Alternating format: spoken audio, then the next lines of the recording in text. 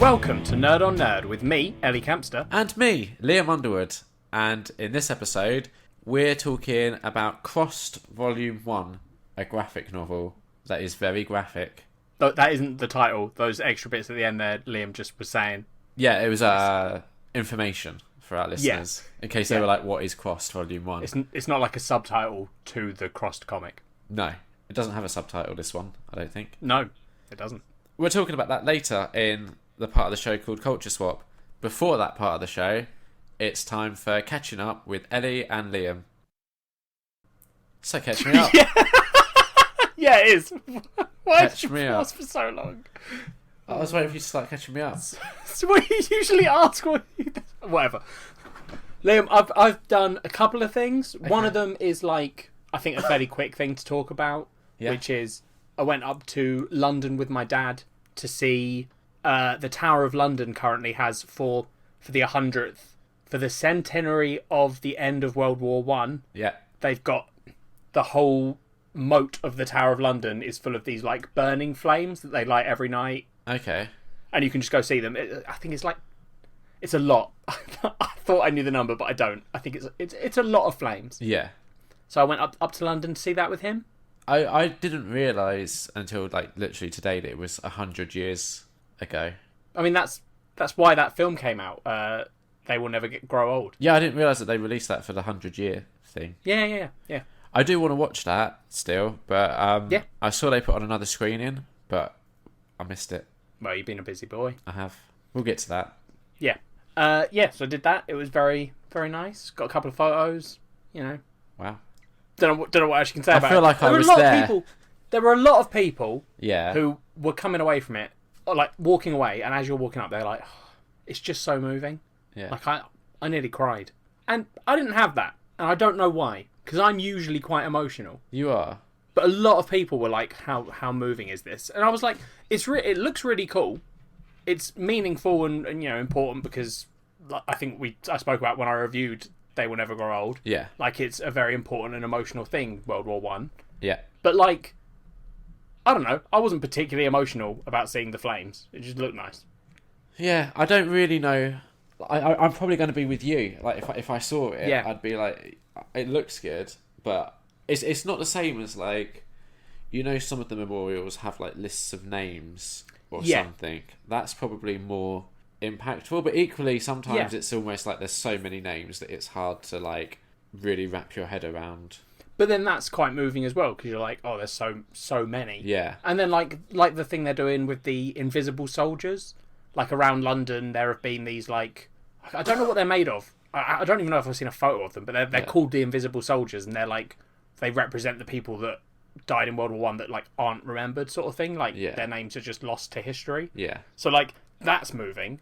I don't know why the flames didn't affect me. Maybe it's like a fire thing. I do love fire, so maybe the two emotions. Yeah. Horror and sadness, but beautiful fire. Yeah. Just cancelled out. Yeah, exactly. It's possible. I don't know. I'm just spitballing. Thanks, Liam. That's right. I'm glad we had this so I could figure out my emotions. Yeah, that's what I'm here for, right? That's the whole point of this podcast. Yeah, exactly. It's just you sort of helping me realise things about myself. God, if I'm like your ward through the landscape of emotions, fuck me. That's worrying. But I guess, like, you know, in a way, a heartless robot with no emotions maybe is the best guide through the world of emotion. True. Let's find out. We're 3 years in and we're only just starting to figure it out. Do you feel like it's helping? No. Cool. So the other thing I did was as it's I guess what fireworks night, right? Yeah. That's just a UK thing, yeah? America, it's the gunpowder plot. So Guy Fawkes trying to blow up Parliament. So it's a UK thing. Okay. So in case people don't know, on the 5th of November, remember the 5th of November, the gunpowder treason and plot. Yeah, I know of no reason the gunpowder treason should ever be forgot. Well done. I only know that because of V for Vendetta. I need to rewatch that film. Such a good film. But yeah, in case people don't know, on the 5th of November, we have like fireworks night in the UK. Yeah. Where lots of people put on fireworks in their back garden, or people go and see fireworks displays. Yeah. It's basically cool. Shooting money into the sky is the way I look at it. Because fireworks aren't cheap. No, they aren't. No. So you're basically... The sort of normal way of doing it, though, is like, if you're having a fireworks party, some people do the whole, like, everyone brings one. Yeah, I guess. I've seen that work. That works quite well, because then you get quite a lot of fireworks and no one's spending, like, crazy amounts of their own money. Yeah. You'd probably always get one guy that would show up with, like, some, like, £100 firework. You know those ones that it's like a huge firework that has littler fireworks inside it? Yeah, it's like some idiot trying to show off or something. I mean, to be fair, my dad once, we used to have this, like, next door neighbour but one, so they were, like, 2 houses away. Yeah. Every fireworks night, we'd alternate who we went to. Yeah. And this one year, my dad, I think it was at their house that we'd gone to, but my dad had found these, like, proper show rockets. Okay. Like, so big, fat rockets that you probably weren't meant to launch in a back garden. And my mum, who doesn't like fireworks night because she's a burns nurse and is just like, everyone's going to die, this is just constant danger. She just looks at it like, this is more work for me tomorrow. Yeah, exactly. Yeah. But she wasn't happy. He convinced her, it's fine, they'll all be fine. And he launched, loads of these things went off, they were totally fine. But he did launch one of the show rockets that just, it just went, and then went up about 10 foot and then just fell back down into the garden and then blew up. And that was a fun moment where everyone was like, oh, we could have all just died. I have a couple of like firework related stories. The first, when I was much younger, we had a firework party, I guess. Yeah. I had like a load of fireworks in the back garden and Catherine wheels and all that sort of fun stuff. And I distinctly remember one of the fireworks falling over and the guy that was lighting them just running back and it like shot past him and burnt his trousers. Oh, wow. So there was that.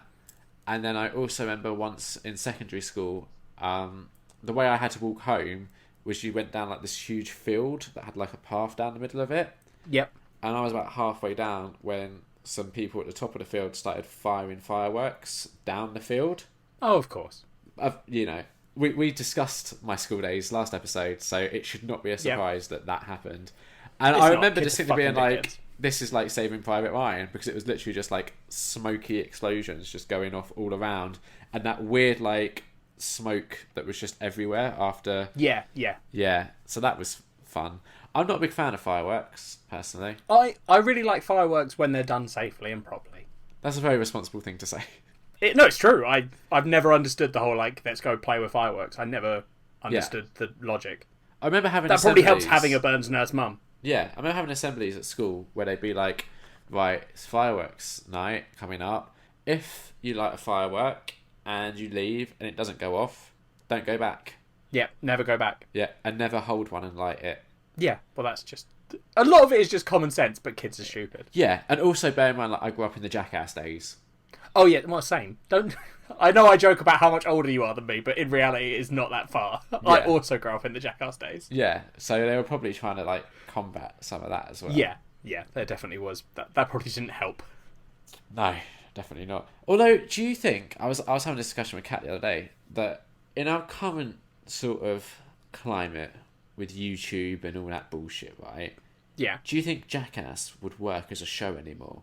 No. No, because it would just be like people putting shit on YouTube and everyone going like, that's fucking ridiculous. Yeah, well, it's like, who's the other one that was after Dudesons? The Dudesons? I don't know what that is. They're like some Swedish guys. They were like a more insane Jackass. Like, they do more dangerous shit that definitely could cripple them. The only other one I saw that was similar was the Welsh one, Dirty Sanchez. Oh, yeah. I mean, I was never into any of these shows, really. I liked Jackass, but that was the only one I liked. Yeah. But anyway, the Dudesons, I think, now are a YouTube presence and don't have a TV show. Because that's what those sort of shows would have to be now. Yeah, because exactly. Why the fuck would you watch it on TV when you could just watch it online? Sort of thing. Yeah. It's interesting how, like, times change. Oh, yeah. You're so old. 100 years ago, we had World War One, then Jackass, now YouTube. Those are the three pivotal moments in human history. Yeah. Anyway, Liam. Fireworks. Did you have fireworks? No. Okay. So, what I did this year, one of my friends has moved to a place called Lewis. Okay. Right? Lewis is a small town near Brighton. Okay. Near where I used to be then. There's not much there.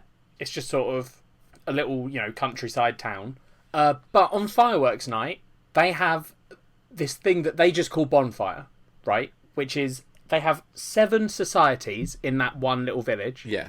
That are dedicated to fireworks. Wait, societies? They're called societies. They have 7 societies. I can't remember them all, but there's stuff like clubs. Yeah, effectively it's like clubs that these people are members of. Yeah. And basically on bonfire night, they had, how many did I say? There were 7. 7. So they would have had, I think 2 did it over the weekend. Yeah. But then the other 5 societies have this giant parade, followed by every society putting on their own fireworks display in their own areas. But the parade is 6,000 people walking through Lewis with burning torches. Every single person is holding a proper burning torch. Yeah. They walk through the town, and then there are also people in their parade. There are people carrying these massive metal burning things that hold logs that are literally just roaring fires that they drag through town. Yeah. And then they also have people who have what they're called rookies, which are basically some old firework they used to use to scare off crows from fields. Okay.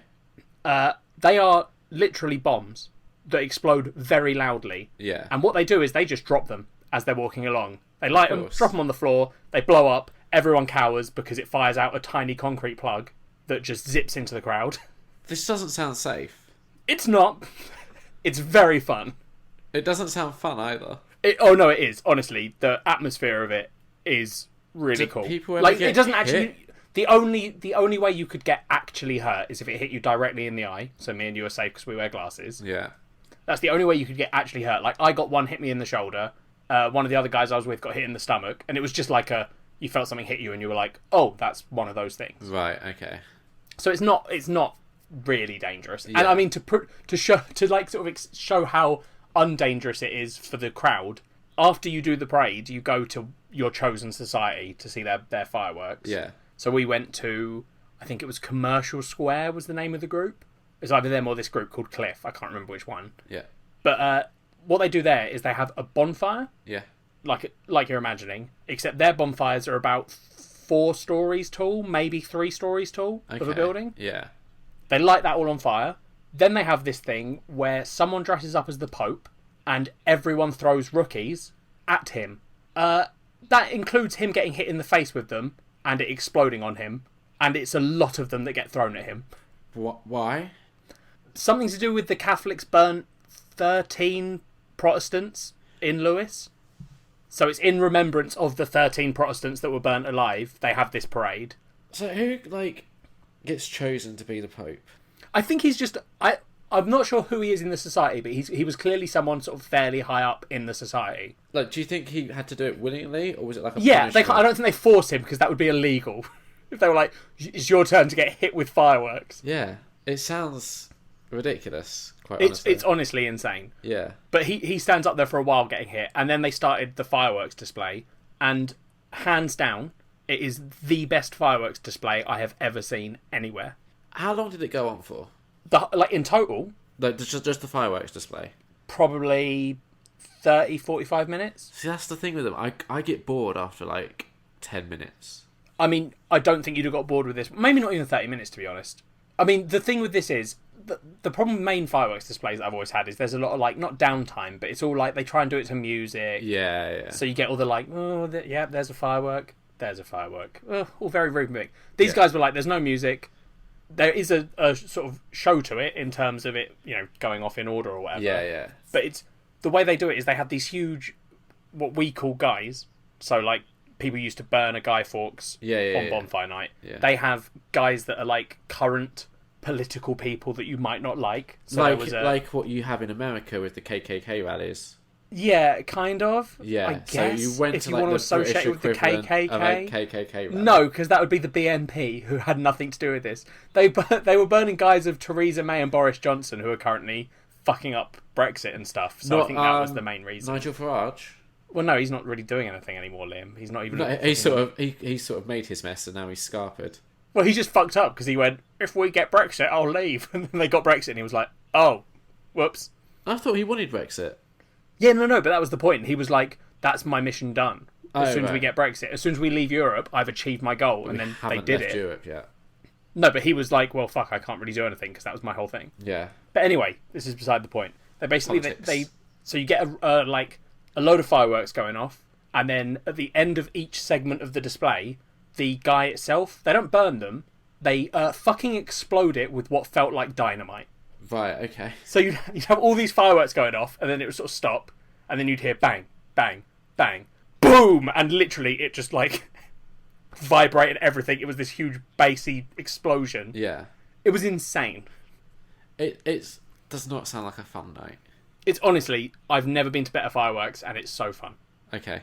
I think we have different ideas of fun. I like being inside in the warm, watching TV. Yeah, well, you're what I would call boring. Yes. Yeah. And happy to be. Sure.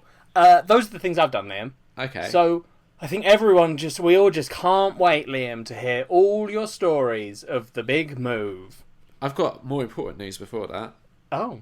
Something that we did that clearly wasn't that important to you because you've already forgotten about it. If the listeners could see the look on Ellie's face right now as she's desperately trying to remember what it could possibly be that we did together.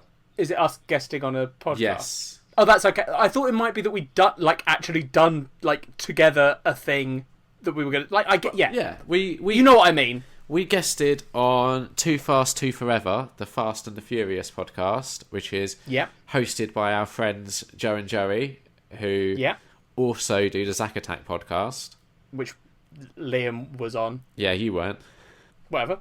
But I'm fine. Oh no, I didn't have to watch a Zac Efron film. It wasn't a Zac Efron film. It was Ashley Tisdale in Sharpay's Fabulous Adventure. It's even worse.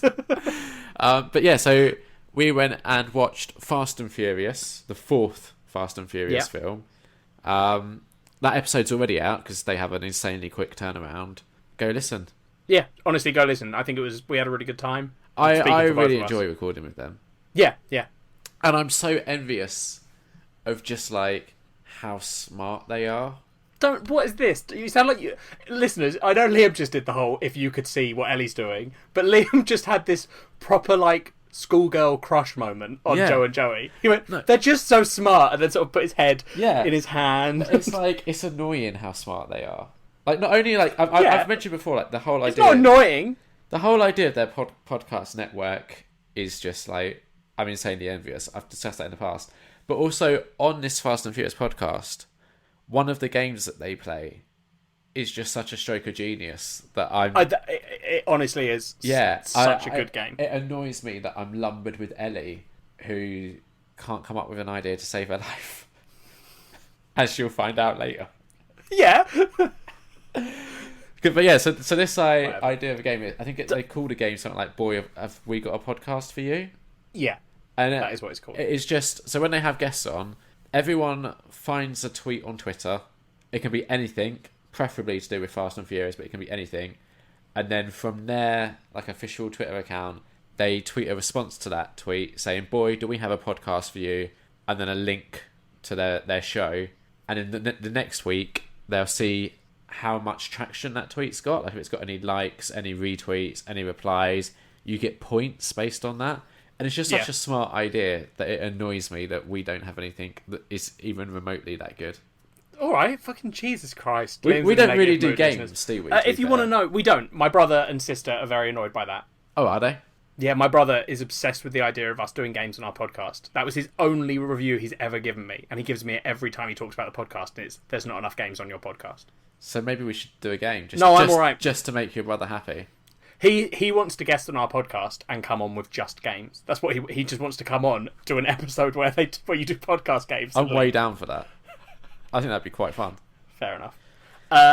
So if you want to know, if you want to see what me and Liam chose for our tweets, go listen to their episode. Yeah. If you want to see how those tweets did, listen to the following episode, which is also already out by now, because like I said, their turnaround is insane. Super fast. Not like ours. You can fuck right off. We've been late with episodes, but that's due to recording as well as editing. Yeah. So not only did we do that, also, it was Kat's birthday. Ooh, how exciting. I saw this because we did the tweets. Oh yeah, she's now 29 years of age. I was hoping more people would get involved in those tweets. How many people did in the end? Like 3. Oh dear. So, yeah. But my social reach isn't exactly great. Yeah, that's more you than it is Kat. Yeah, exactly. So yeah, we went to like a local pub, got all our families together. Did you go? Were you still at the old place? No, we went to the new for place. Her birthday? Okay. Yeah, had a really, really nice Sunday roast. Might go there again for the board game weekend, to be honest, because it was so good, the food. Do they do other stuff other than fucking roasts? Yes. I don't trust you. I'm going to talk to Kat. They do. They have a whole menu, but also on Sundays, they have a whole load of Sunday roasts as well. Okay. But there is like a whole other menu. Fine. I know you have weird things about Sunday roasts. I just don't like roast. It's such a boring meal. Anyway. It's brilliant. Meat, veg, Yorkshire puddings. What more could you want from life? Bland. Bland. Nah, you're bland. Discovered that Kat's family dog, whose name is Dexter, loves me. Absolutely loves me. You've met Dexter before, right? No, yeah, like several times. But so he's quite a nervous boy, very nervous, quite shy. But he took like an instant liking to me when I first met him because he went similar. Yeah. Then I hadn't met him again for like nearly a year, I think, or like months. It was definitely been months, 6 months, let's say. On Kat's birthday, we discovered a fun game where my mum met him for the first time, and Dexter would run up to my mum, give her a kiss, run up to me, give me a kiss, and we were all sat on the floor. Kat was next to us. He'd then look at Kat and just go, nah, and he'd just repeat this game, and Kat would be like, it's my birthday, do I get a kiss? And every time he'd just look at her and he'd be like, nah, and then he'd go back to doing this circle of kisses until he got to Kat. It was brilliant. Jesus. It was such a fun game. But yeah, so Kat's birthday was quite a low-key affair because that week, I believe, we had moved house. Okay. So I've probably discussed on the past that we've been looking to move because we've been looking for a while now. Well, I think everyone knew you were talking about moving last episode. Yeah, so we now did it. Still lots of unpacking to do. Yeah, that doesn't surprise me. I packed up about 40 boxes of DVDs and Blu-rays. Yeah. It's a nightmare. You didn't pack much else from judging by our last episode where we discussed this and you admitted that Kat had done most of the actual packing. Yeah, now she's doing most of the actual unpacking too. You're such a dick. She loves it though. No, she doesn't. She does. She doesn't. She does. She does not. She does. You're She's the one. liar. She likes order. And she likes things. No. This is the thing. People that like order, they don't like order. They don't like doing it. They just feel like it has to be ordered, and they know that people like me and you won't do it. Yeah. To be fair, right, I have unpacked my like little cinema room that I've got. That's one room, and it's your room from the sounds of it. No, it is. Yeah, it is. I've also got my office, which is where I'm putting all of my like watched films. But I've got an alphabet The fact size that you have to have a separate room for your watched films is so depressing. I'm really like... I know I've said this in the past, but I'm really thinking about selling a lot of things. Like, because to move, we boxed up all of my like special edition stuff. And now that it's in its box, I'm kind of like, I don't want to get it out again. I just want to sell it. Do it. So I think I will be selling like all my like special Walking Dead edition things that I had. Yeah. I think I'm going to sell them. Okay. We'll see. You've said this before. Yeah, I need the money as well. So we'll see. But yeah, it's just... I'm up to K at the moment when it comes to alphabetising all of my watched films. Nearly halfway there. I don't know if it is, but I always consider like M as the middle point of the alphabet. It feels like it should be. I don't think it is. Yeah, I've never counted. Listeners, Liam is now staring at his hands. It is. Is it? Yeah, it's the 13th letter. Ellie is now counting with her fingers. Oh yeah, no, it is. He's right. Yeah. So that's good. Look at that, listeners. You learn something new every day listening to Nerd on Nerd. So I'm nearly halfway through the alphabetising process. I got Captain. But there'll be less films in some of the letters. Do you when you alphabetize? Do you do so? Say a film that starts with the Avengers. Yeah, that would be A. Yeah. Okay. Yeah, and I've got. So you're not going to suddenly get to T well. and have like. Like, yeah, I'm not one of these lunatics that's like, oh, if it's, 2001, that starts with a T. I'm like, no, it starts with... People don't do that, do they? Some people do. That's broke. Those people are idiots. What I did do, which was a huge mistake, is... I hope this is something that is just as bad as this. I've got my Criterion films. Yeah. So they have, like, numbers on their spines. and I organised all those by spine number. Oh no, that's silly. It took ages. It took so long. It's also wait, are they all together but in their numbered order? Yeah. Okay. That's more okay. Okay. Yeah, I put them on their own like special shelf. Yeah. Okay. So I can get behind that. I thought you meant they were like interspersed amongst the other that'd be numbers, crazy. and I was like, oh, that's vile. Yeah, no, that would be horrible. Yeah. How would you do that anyway? What do you mean? Well, like, how would you intersperse it but keep it in its like spine number order? Well, it would be in their what? Because the spine number Yeah. would determine what order they're in. Like, as in, so like, say you had the film. Oh, give me a film with a number in the title. Oh, okay. 2001: A Space Odyssey. Yeah. Right. Yeah. I think that's yeah. So that would go after 2 on the Criterion list. Oh, that's crazy. No, that's weird. Yeah. No. Exactly. Yeah, We're both agreeing that this is crazy. Yeah. But yeah, so I'm getting there. My hope is to have everything unpacked in time for the board game weekend, which is in 2 weeks' time. It's not gonna happen. Oh, yeah, 2 weeks' time, isn't it? Yeah, weekend after next. Yeah. So that's my lofty goal. But we've also got some furniture to build. So. Oh, what stuff that you dismantled and then have to rebuild, or stuff that you bought? Stuff that I brought. Fair enough. I brought some cube units because we ran out of space for all of our comics. Yeah. And we brought a dining table and chairs that need to be built. Oh, okay. So we've got somewhere to play the board games on. Yep, makes sense. Yep. So, yeah, we now live in Basingstoke. It's alright. We're still renting. The house is nice. The area is okay so far. It's early days. I haven't really, got my bearings yet with where everything is. I haven't even gone to the cinema since we moved. Yeah. And we've been here, be 2 weeks on Tuesday. Yeah. So, depending on when this episode goes up, we'll have either been here 2 weeks or not. Probably on Tuesday, I'm aiming for. Yeah, we'll have been here 2 weeks by then.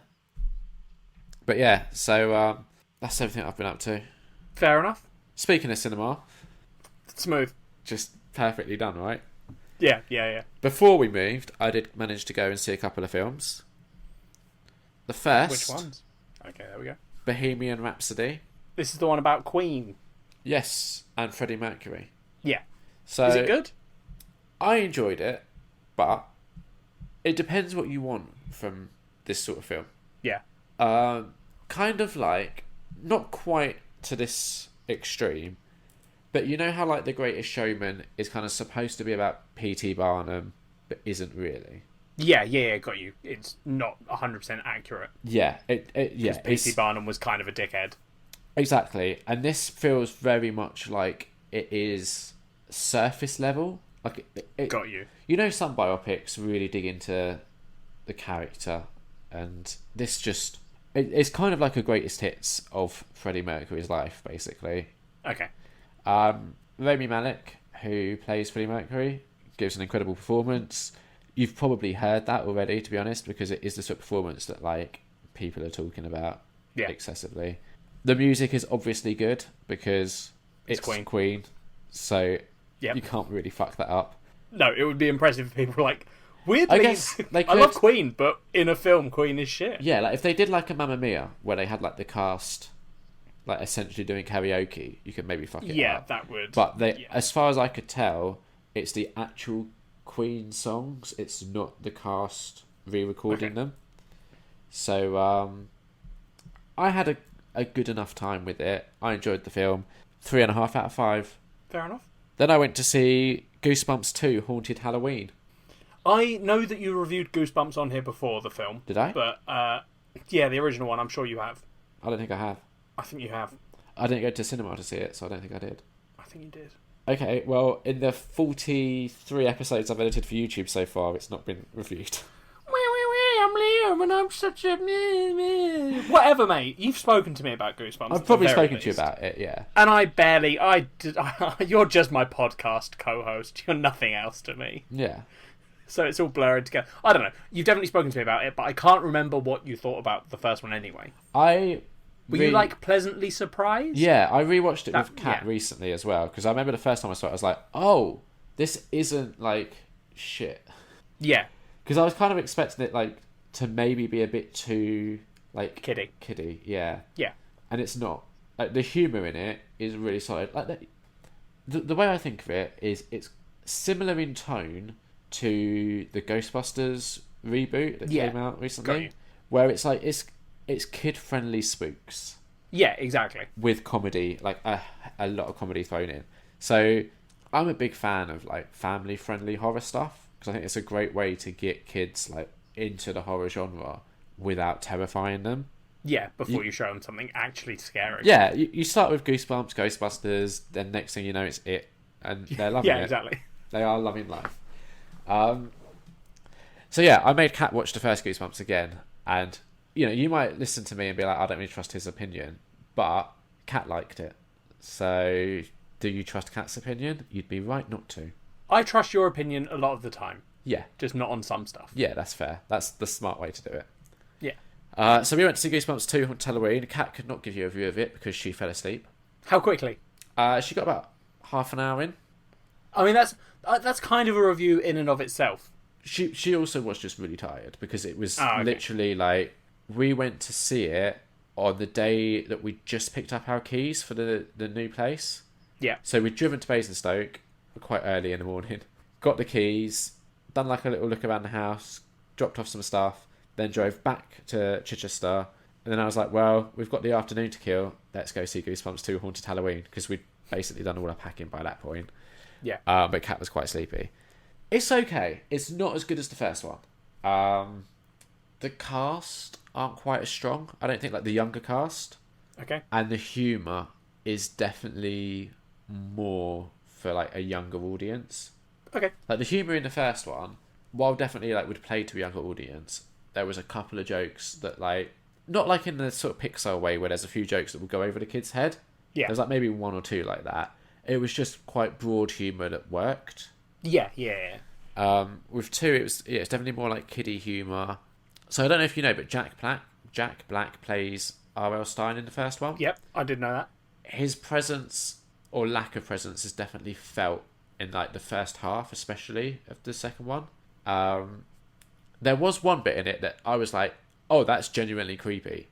Oh, okay. So like towards the end, there's definitely something that happens, and I was like, I could see that giving some kids nightmares.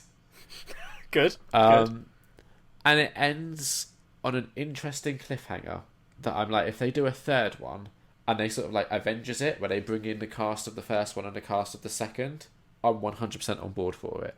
Okay. The idea that they've kind of teased, I wouldn't like them to tackle it in any other way. I think that would be the right way of doing it, and I'd be so excited to see it happen. But as a standalone film, it's just average, like 2.5 out of 5. Nothing to really like. I didn't hate that I went to see it, but it's a low 2.5 out of 5. It's not anything I'd recommend. Fair enough. Then I watched all of season 11 of Big Bang Theory because that was available on Netflix. Wonderful. Wait, here's the thing with Big Bang Theory is it came out, and I feel like for the first like I don't know 3 or 4 seasons, people were on board with it and quite enjoying it. And at this point, there seems to be this weird like backlash against it, like because I know they're talking about ending it at this like season 12, I think. Oh, okay. And I've seen a lot of people be like, "Oh, thank fuck all this bullshit," and I like it. I don't understand. It's perfectly harmless. I think they've developed the show in a way where like they haven't just kept the characters like repeating the same old stuff. Like the characters have grown. They're in like different situations now. Right. I get that. I mean, I think maybe the issue is that because I haven't watched it for years. Maybe the problem is that they didn't do that quick enough. Because you say, the characters have grown, but Sheldon has been saying Bazinga for like since the show's inception. No, I think that was like I obviously I don't remember, but I'm sure that first wasn't introduced until like a later season. But even that, it's like the Sheldon humour hadn't changed for years. It only changed when they finally were like, maybe he should have a girlfriend. Yeah. And then they started to do more interesting stuff with him. But like, I think that's the problem with Big Bang Theory. Is you've watched 11 seasons, so you have seen the change. Yeah. But the change happens so slowly that just people don't give a shit anymore. Yeah. I mean, I think that to me feels like what the issue was. I could be wrong, but I don't recall hearing a single Bazinga in all of season 11. I mean, he probably doesn't say it. Yeah, like I could be wrong. But what you get what I mean. Like like Sheldon has a type of humour and Leonard has a type of humour and Raj can't talk to women and that's all changed.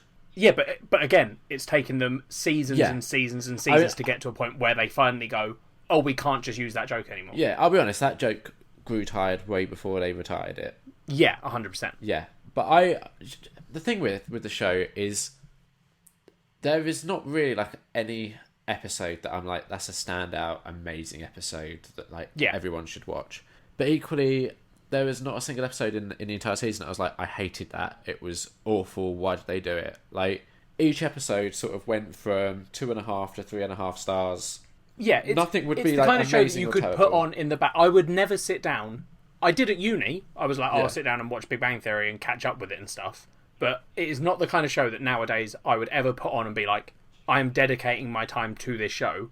I would put it on if I was playing on my computer or something and I was like, you know what, I'll throw on a Big Bang Theory episode. I mean, I probably wouldn't because I haven't done it for years. Yeah. But that's the kind of show that you put on in the background and are like, It's the perfect show, like when me and Kat are eating dinner. Yeah. To stick on, right? Because that's what we've been doing. We got through the season really fast because it's easy watching as well. I liked it. 3 out of 5. I personally am a little bit sad that they're ending it just because I feel like there's more that they could do. Yeah? Yeah, because the thing that they've started doing in the later seasons is they're having kind of like big story moments and they're only taking like 1 or 2 episodes in the entire season, but you have like things like people getting married and there was like in one of the previous seasons one of the biggest secondary characters died. Oh, right. So they have like a couple of episodes where they're sort of like, you know, dealing with sort of like how they did in How I Met Your Mother when they had Marshall's dad. Yeah. One of the saddest episodes of I mean, Big Bang Theory doesn't come close to that, but that's what I mean. Like, they're not just sort of recycling; they are hitting these moments without it being like an entire season dedicated to it. It'll just be a couple of episodes. Yeah. I like it. I would say, like, if you enjoy Big Bang Theory, it's worth. I think there is a couple of rough seasons in like the middle sort of patch, like probably between like 5 and 9 maybe. But the last couple of seasons I've enjoyed. Fair enough. So that's all of the things I've done. What have you done? I don't know if I've ever told the story on here about, you know how you said the Marshall's dad episode from How I Met Your Mother. Yeah. Have I ever told? I think I've probably told you, but I don't think I've said it on the podcast. There was this one time at uni where I got very drunk. Yeah. And was like trying to go to sleep, and I was like, I'm going to put on How I Met Your Mother and just watch like a bunch of episodes and fall asleep watching that. Yeah. And there was this moment, so I'm just picture me drunk lying on my bed, happily watching How I Met Your Mother, and then you know how that episode has the countdown? Yes. Which is like, if listeners don't know, there was a countdown in the episode, and when they'd first done it, they were like, there is a countdown in this episode, and it's going to be leading up to something big. Yeah. So, like, I got halfway through that episode, drunk, not realising what was happening, and then suddenly noticed the numbers. Yeah. And literally they've was just lying on my... the numbers, haven't they? Yeah. And I was like, I have to turn it off. I don't want to cry. I'm trying to sleep. Literally just had like this emotional breakdown because I suddenly realised what episode I was watching. Yeah. I think they handled it well, but How I Met Your Mother is one of those shows where it starts so strong and it ended so weakly. It did. Sort of but like lost. I still love that show, but it did have... The final story plot points were like, it was bullshit. I got it. I got what they were doing. I got why they did it. It just, but it just felt like, oh yeah, you're just doing this because. But then, has there ever been like any long-running sitcom that you think ended strongly? Because like Friends didn't have a particularly great ending. No, I mean I don't know if I'd watch a whole load of sitcoms. I think Frasier, from what I remember, had an okay ending. It wasn't like terrible or anything.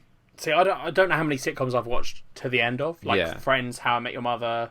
I don't even know if I did like The American Office to the end. Oh, I did. That also ended not great. Yeah, fair enough.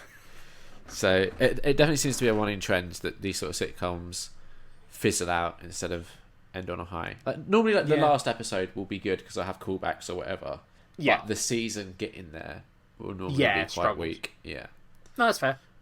What have I done, Liam? I've watched one thing, I think, unless I'm missing stuff, which is possible. Any books? I've got a couple of things. No, not done any books. I've been So on my way to and from work, which is when I tend to read, I've been filling that with. I'm currently watching Sabrina, The Chilling Adventures of Sabrina, and Castlevania season 2. Yeah. So we'll get I've not reviews finished of them those yet. later. Yeah, I haven't finished them yet, so I can't review them. Yeah. But that's what I've been doing, which is why I haven't read. Okay. The thing I have finished watching was something I watched with my dad, which is a Netflix show, The Haunting of Hill House. I want to see it. It's really fucking good.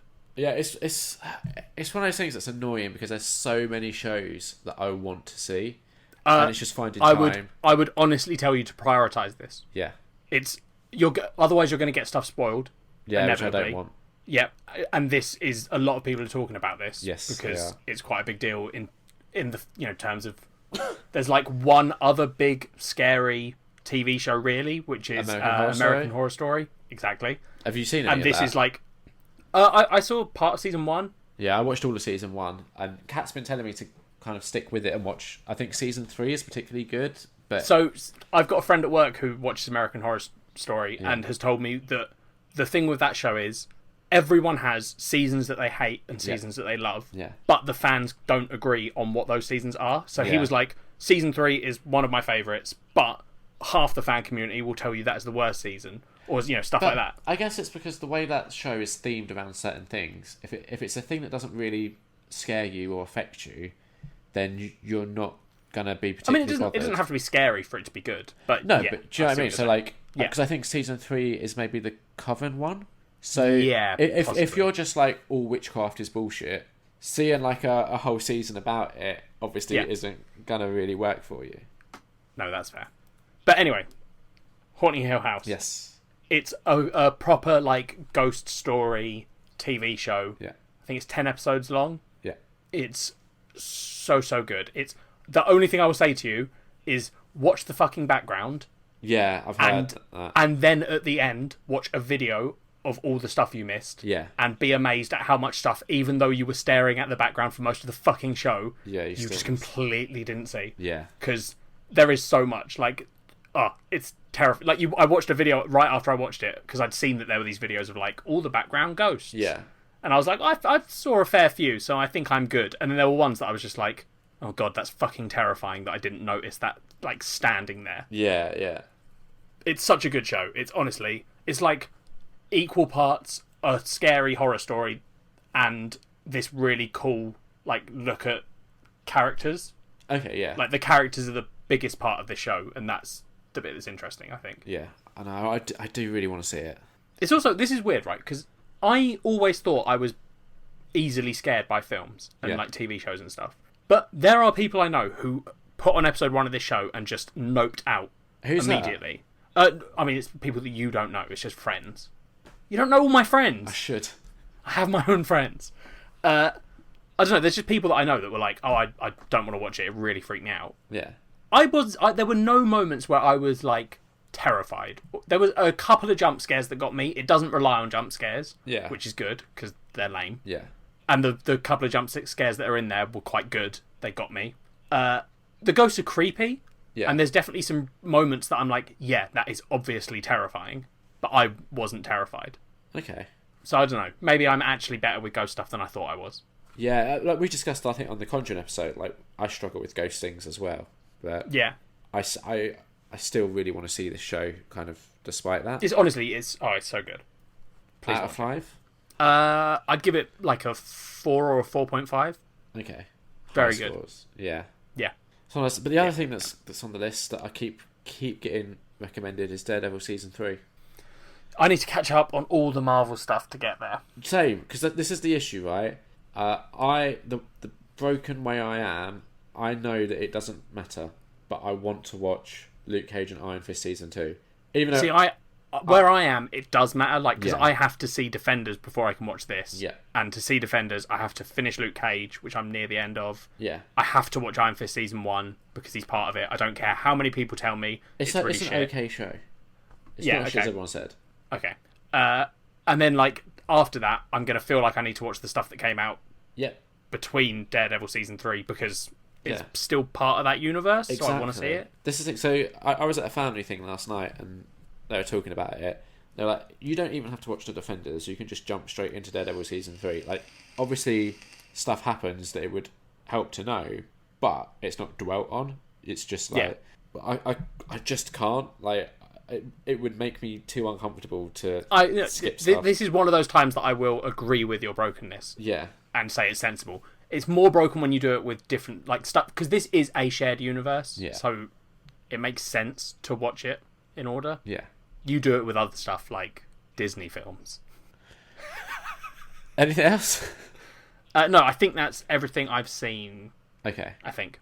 Time for housekeeping. Do it. Let's keep the house. I decided not to say it this time. I noticed.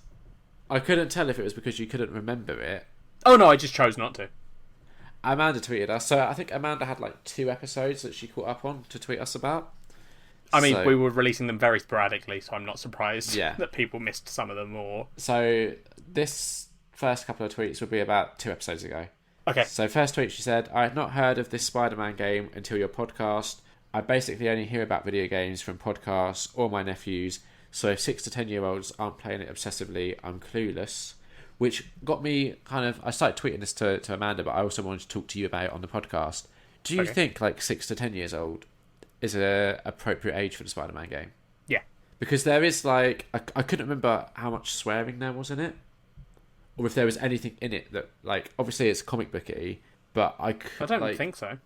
I honestly couldn't remember if there was swearing or anything. I don't know what age rating it got, to be fair.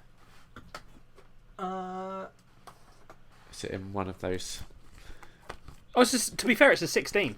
Yeah, so that's what I'm thinking then. So maybe not. Yeah, there was swearing. Obviously, the story gets quite heavy, but I don't know if like a kid would necessarily like be bothered by that. Yeah, I guess so. I guess some of it is kind of dark. I don't know. Yeah. I think, as with all things like this, if you're a... Oh, it depends adult, on the kid, don't it, right? Yeah, exactly. Make a judgment. Play it yourself and make a judgment. I know Amanda's not asking whether she should play it or not. It was just it was something that we never discussed on the show itself. When we discussed the video game, but I was curious for your thoughts. Yeah, that's fair. Amanda said, "Oh God, the whole work retreat debacle sounded awful, hilarious but awful.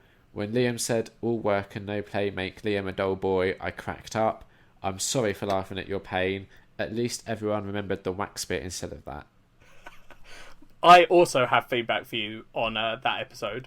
My sister last night, because she came back from uni for the weekend, was talking to me, and she was like, "Oh, well, she was doing some work in like a workroom or something," and she was like, "Oh, I'll put something on while I'm doing it." So she chose our podcast because apparently she listens. Yeah, and she said that she had to sit the entire time trying not to laugh hearing that story, and which made me burst into laughter in the living room remembering the story because it's so horrible and yet so funny.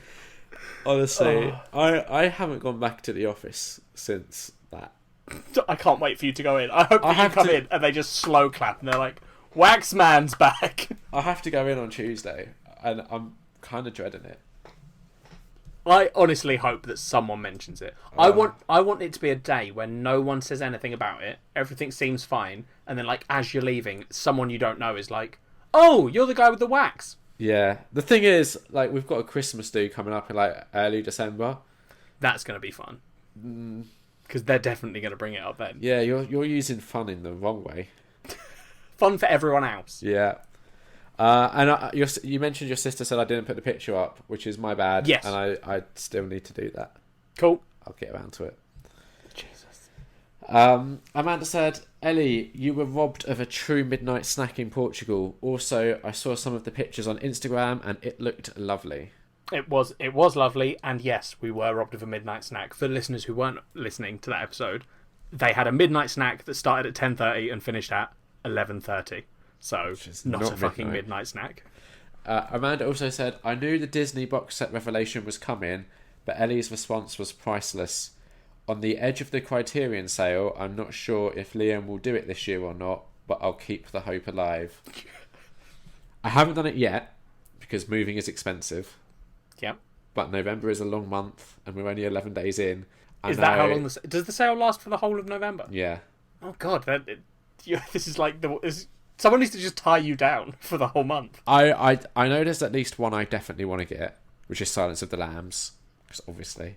Yep. But I've also got my eye on like another 3.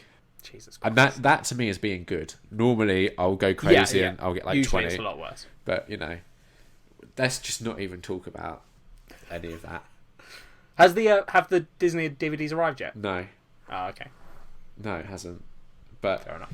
With the whole move, right, in the last, like, 2 weeks, I've watched maybe 2 DVDs.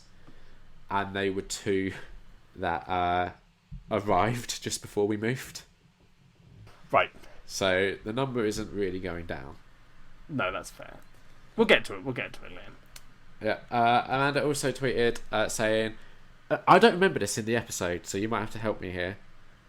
She said she cracked up at the idea that people will learn Liam is a self-described Lothario and therefore know he doesn't hate women. And then she tweeted a GIF that just has "That's not how any of this works." Yeah. On it. What was that about? One of your things was you were talking about how you were a Lothario as a child. Oh, okay.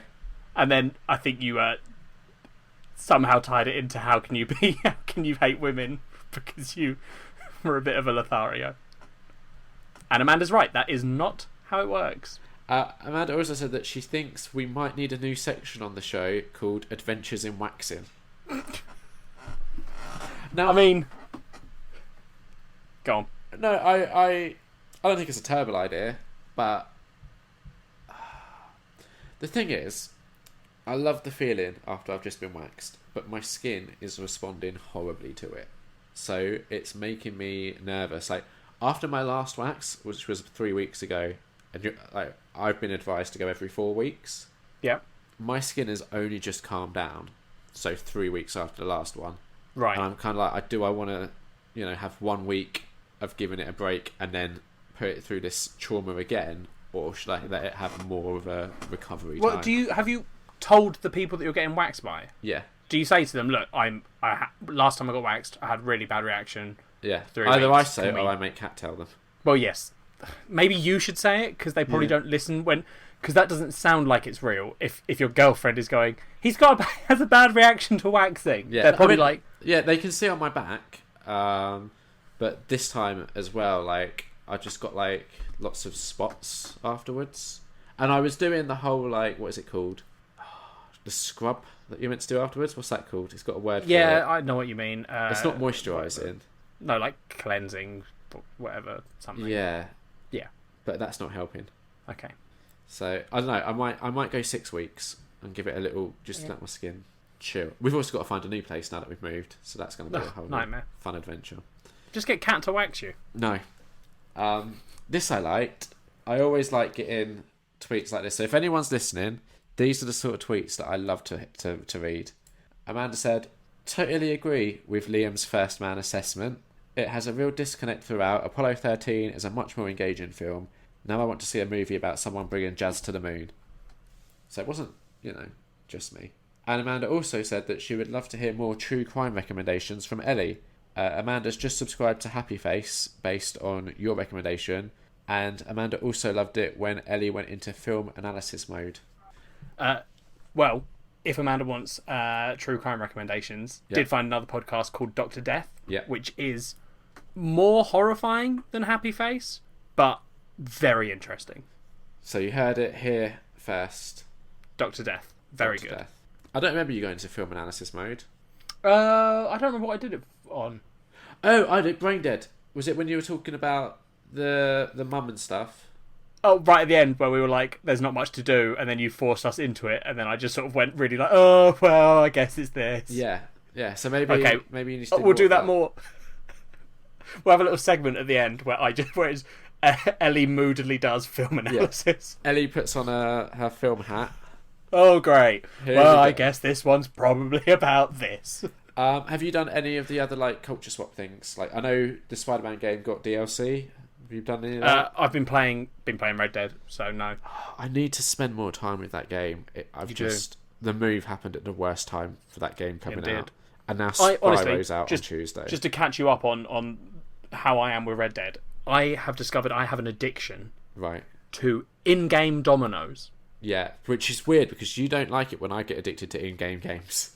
Yeah, I mean, mine's better than your Gwent addiction, where you had to go and collect every card. Like Red Dead Redemption Dominoes, you don't collect tiles. Well, to put maybe in your that's collection. where it's going wrong.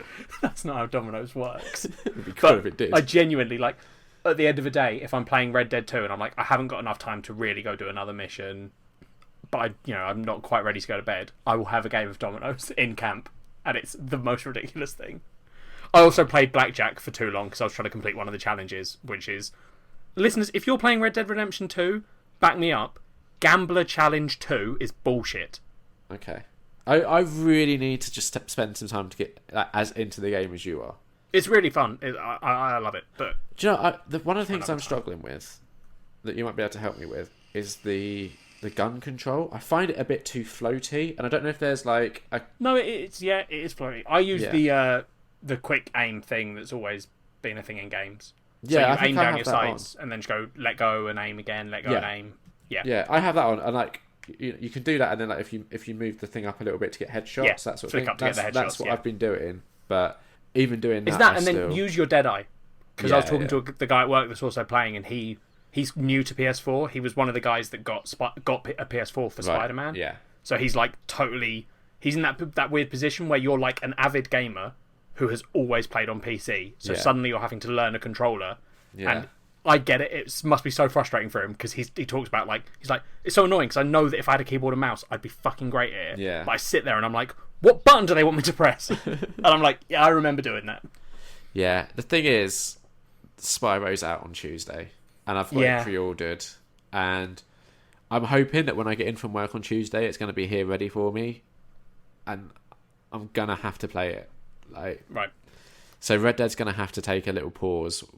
I don't foresee Spyro being a particularly lengthy game experience. Which games is it? It's the first 3. Yeah, dude, that's long. Is it going to be as long as Crash Bandicoot though? For me, who is trying to platinum it, because I think it'll be as hard. It won't be as hard, but it'll be longer. There was definitely always more content in Spyro than there was in Crash. Well, we'll see. Yeah, I think you're fully underestimating those games. Yeah, probably. I have very, very vague memories of them. Fair enough. We will see. Yeah. Liam's never going to play Red Dead 2 ever again. The thing, I haven't found it's hooked me yet. Yeah, because listeners, Liam's so annoying with this game. He's been in the tutorial mission till, honestly, we got a message. When was it? 2 days ago? A couple of days ago? Yeah. Suddenly get a message, Liam going, I'm finally out of the tutorial area. This is after weeks of this game being out. About 2 weeks. Yeah. Yeah. Yes, Liam. You're saying that like that's not a big amount of time to still be doing the tutorial but like missions. I said, with a move in between, it's not even... The amount of time I've actually had to play this game has probably been about 4 hours. That's still too long to be doing the tutorials. Yeah. Whatever. That was housekeeping. Well, let's just do. You already brought it up, so let's get on to Liam's DVD tally. Where were we at last time? Last time, Liam, you were on 1,067. Okay. What are you on now? It shouldn't have changed. Oh, okay, yeah, that's fine. It's 1,068. Sorry? You said it's gone down? No, I said it hasn't gone down. Oh, how's it gone up? You were moving. I don't remember. What do you mean you don't remember? I don't black out and buy a DVD. I've stopped buying temporarily. I don't know. How has it gone up? I don't know. I watched the 2 films that I remember buying, but have I bought a film that I haven't really remembered? Oh no. Okay, sorry. I figured it out. It's at 1,067. Okay. I forgot to take one of the films I'd watched off the list. Okay, good. So you're at the same. Yeah. That makes more sense. Yeah, I forgot to take. So for the listeners listening, didn't have to explain that, did I? Anyway, as opposed to the listeners that are reading along. Exactly. Maybe one day we'll be so popular that people will be transcribing this. If that's the case, hello, transcriber. I hope you're being paid handsomely. Anyway. They aren't. Not if we've got anything to do with it. No. I got annoyed because there were 2 films I really wanted to see. One of them just wasn't having any news about a UK release date, and the other one is getting a limited theatrical release date in December, I believe. and I didn't want to wait, so I ordered the Blu-rays from America, and they arrived like end of October. Right. Okay. So that was for 8th grade, which I know Amanda's going to want to hear my thoughts on this, so I'm just going to give like not even a review, but just basically, you know how we've discussed in the past that I struggle with female-led coming-of-age films? Yep, sure, sexist. This is a female-led coming-of-age film, and is the best one I've seen out of the recent like few that I've been struggling with. Okay. I think you should watch it. Okay. 8th grade. 8th grade, yeah. It's the one that's directed by Bo Burnham. Oh, okay, yeah. Yeah. I figured I wanted to see that. Yeah. And the other film was a film called Sorry to Bother You. Don't think I've heard of it. I struggled with it. We watched it on Kat's birthday, and we stopped watching it after an hour because none of us was really enjoying it. And then I finished it the next day. And it's the sort of film that, to me, it feels like it's trying really, really, really hard to make a point. I just don't really know what the point is that it's trying to make. Right, that's not good if it is trying to make a point. If you didn't get the point, that means they sort of failed. Yeah. So, yeah, I really struggled with that. But yeah, I just forgot to remove one of those off my list after I watched it. Fair enough. That was housekeeping. Hooray! Now it's time for Culture Swap. Swap my culture. Listeners, this is unusual for Nerd on Nerd, but I am going to give you a trigger warning for this segment. Because we did a graphic novel called Crossed, which has a lot of very adult themes, and it's not a particularly nice graphic novel in terms of like what happens in it. So if anyone is bothered by things like rape, murder, child killing, child abuse, that kind of shit, just hey, skip over the rest of this episode. It's cool. Right, I get it. I have a slight issue with the way that you're presenting this. Why? Because you're like, if anyone is bothered by these horrific things, yeah, and now I'm just like, okay, well, yeah. If everyone's bothered, yeah. I don't mean bothered. I mean if you get like if you get triggered by this kind of stuff, then because now I'm just like, obviously everyone is bothered. We're all bothered by it. I'm not a monster. Yeah. Okay. Because it just to me sounded like you were basically telling all of our listeners to stop listening. No, unless no, you no. are. I see the issue with what I said. Okay. Cool. If you were triggered by things like rape, murder, child abuse, child killing, that kind of stuff, then skip the rest of this episode. It's all cool. Go listen to another episode to get the contact details. We'll do them at the end, but whatever. It's fine. Or if you're watching this on YouTube, it's in the description. Yeah, there you go. How helpful. Also, anyway, how is 2019? It's so much better in the future. Anyway, we're also going to spoil everyone. Now you should all tune out. Anyone that's still listening, you better be ready for this. We're going to spoil Crossed Volume 1, obviously, because that's what we do. Yeah, those are the warnings. Let's get into it. What did you think? Or what do you want to do a rundown of what Crossed Volume 1 is about? Yeah. Okay. It's sort of like a zombie apocalypse story, except they're not zombies. They're so much worse. Yeah. So, if you've read something like The Walking Dead, there are parallels between the two. And it is about a band of survivors who are thrust together, trying desperately to eke out a living after society has crumbled, and you have this immense threat that is just constantly present. Yeah.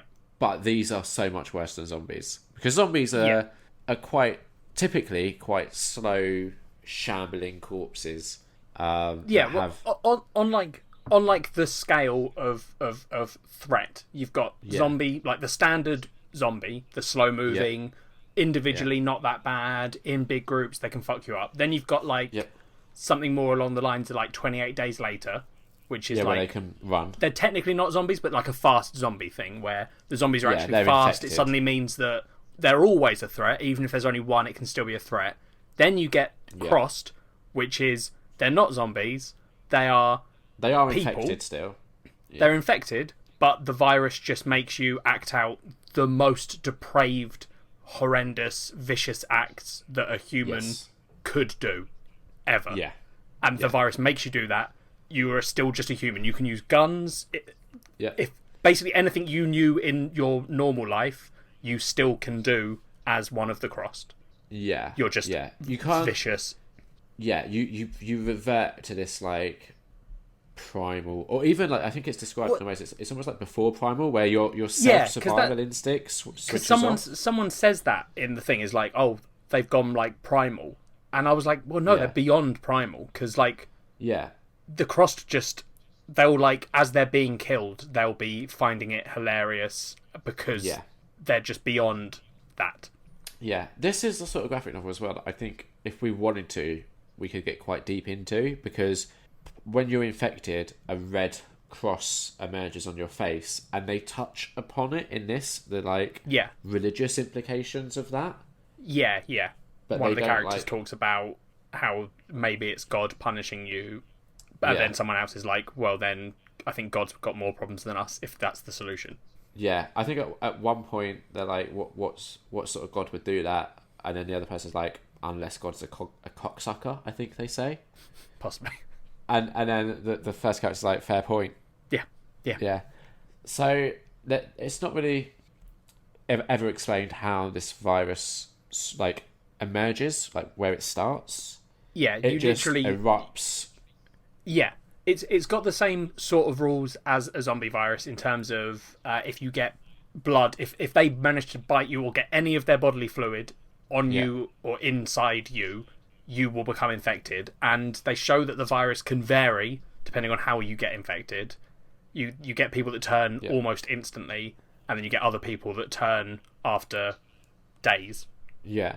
Well, one of the ways that they show, and again, to give an idea of the intelligence that they have, is one of the ways they infect someone is by masturbating and coming onto bullets that they then use to fire at our survivors.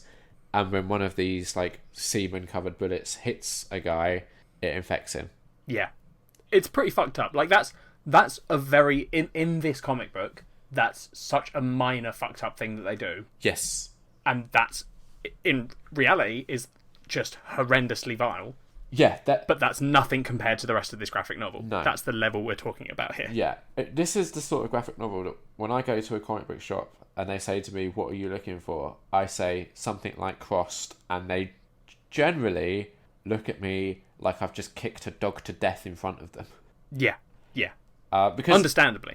So we've just kind of touched very, very like lightly on how depraved this is. I want to just mention why I like it before we go into more of the depravity. Yep. Because what appeals to me about a graphic novel like this is that it is so unique to its medium. Yeah. Like, you could not do this story justice in film or TV. Because it would be... Oh, no. It would be essentially like pornographic, but in a really unsexy way. Yeah, it would be like a knockoff Walking Dead with extra nudity. By the time, because you'd have to get it through rape. Like censors and stuff. And... Yeah. Like, yeah. And that's why one of the things I like about this is I just how whoever, like the minds that came up with this, which we haven't yet mentioned, and we should. This was written by Garth Ennis, who we've actually discussed a previous graphic novel of his on the podcast. Yeah, which one did he do? I know him.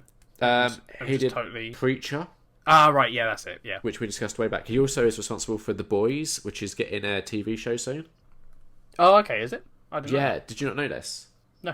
Have you read The Boys?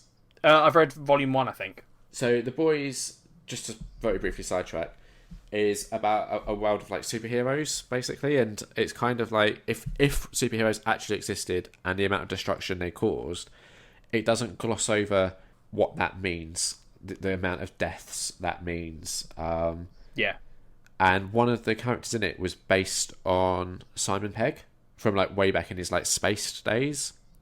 And if you look at a cover of The Boys comic, you'll be able to immediately pick out that character. And they announced that he's playing the father of one of the characters, possibly that character, I can't remember, in the TV show. That's quite cool. Yeah. it's a good graphic novel, but for me personally, I prefer Crossed in that, like, my favourite graphic novel used to be The Walking Dead. It's gone hugely downhill in the last couple of years. Oh, has it? Yeah, depressingly so. I'm so out of date with Walking Dead comics. I'm like probably the equivalent of like season 3 of the TV show in the comic books. Yeah, where they're dealing with the governor. Yeah, exactly. Yeah, yeah. Up until probably about volume like 16, I reckon it's good, and then it's just they introduce a character. You might like this character, but for me, it feels kind of pandering. Right. Just like you know how I have issue with like people on Tumblr. Yeah. This character literally feels like it's been created just to appeal to those people. Right, as in it's like a minority character. No. I mean, it is, but that's not why. Okay. It's the way they talk. Okay, well, maybe we should talk about this after the show because it's completely irrelevant. And it is, yeah. No, but I'm just really saying. Talk about it. Yeah, I'm just saying, like, equivalency. Yeah. I love The Walking Dead, and the setup and the premise is very similar. And that's kind of what I like about Crossed, is it takes an already horrible idea and like not like rackets it up to 11. Yeah, definitely. And it is disgusting. It's not an easy read. I remember reading this for the podcast recently, today in fact, and I remember reading this earlier today, and just sort of thinking as I was reading it, how are we going to talk about this in a kind of nerd on nerd, jokey, jovial manner? Because it's legitimately horrible. It is, but I don't know. My like feelings towards The Crossed, I think, are slightly different to yours. I think The Crossed is fascinating in that it is telling the story of characters. Yeah. It's not one of those like cheesy things where it's just like, look at these guys fuck up a bunch of zombies that are doing fucked up shit. Yeah. It's all about the characters. Yeah. The Crossed themselves are just this ever-present threat. Yeah, which drives the story onwards. Which is how it compares to The Walking Dead, because that was the point of The Walking Dead as well, right? It's exactly. About these survivors. 100%. Yeah.